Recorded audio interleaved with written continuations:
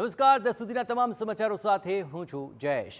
અમદાવાદમાં ઉત્તરાયણ પૂર્વે બજારોમાં છેલ્લી ઘડીની ખરીદી જામી છે। રાયપુર કાલુપુર બજારમાં પતંગ રસિયા ઉમટ્યા છે। પતંગ બજારોમાં ખરીદી માટે ધસારો જોવા મળી રહ્યો છે।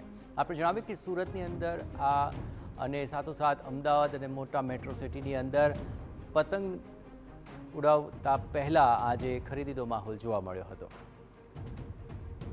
તો આવતીકાલે ઉત્તરાયણ અને ઉત્તરાયણ પહેલા અમદાવાદના ખાડિયા સહિતના જે વિસ્તારો છે કે જ્યાં પતંગ બજાર આવેલા છે ત્યાં ખૂબ મોટા પ્રમાણમાં લોકો ખરીદદારી માટે આવતા હોય છે। અને અત્યારે હાલ પણ આપ જોઈ રહ્યા છો કે છેલ્લા સમયની જે ખરીદદારી છે એ કરતા લોકો આપને દ્રશ્યમાં જોવા મળી રહ્યા છે।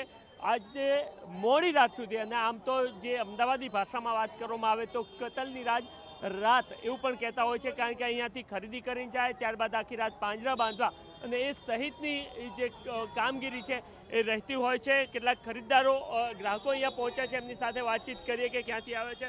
બેન, ક્યાંથી ખરીદી કરવા આવ્યા છો? અમે આવ્યા છીએ સેટેલાઇટથી।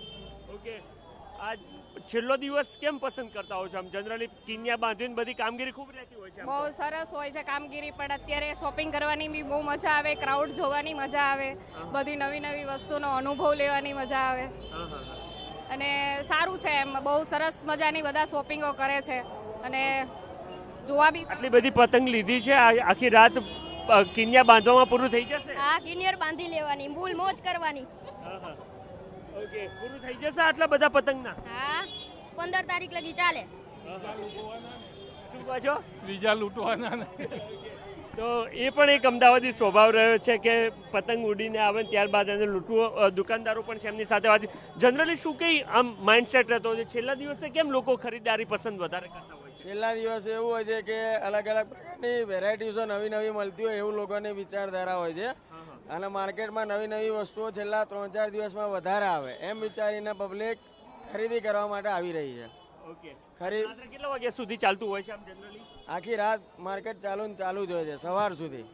ત્યાં સુધી આટલી ગરાકી રહેતી હોય છે? ઘરાકી ચાલુ જ હોય છે આખી રાત। 13 તારીખે આખી રાત જે છે ઘરાકી ચાલુ હોય એટલે 13 તારીખને કતલની રાત કહેવાય।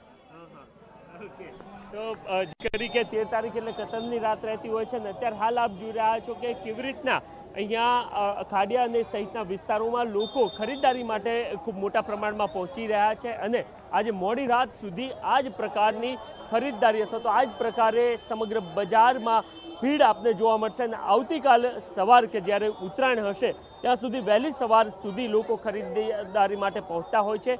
કેમેરામેન રોશન સાથે નરેન્દ્ર રાઠોડ, TV9 અમદાવાદ।